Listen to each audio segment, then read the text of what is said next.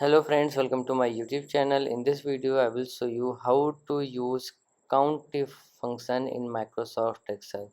So if you want to count any table or any cell or any sheet or anything on in Excel, and if there is a condition, so how to count it, you have to use CountIf function. Okay, so how to do it?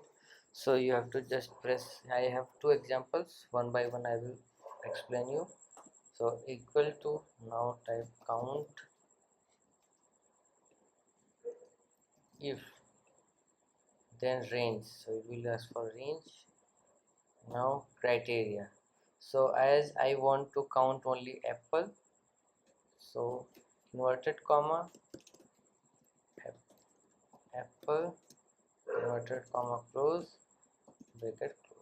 So you will see three apples are there, 1 2 3. Now again here I am going to use count if. Okay, the range is this. Now I want to find out more than 70. Okay, so bracket,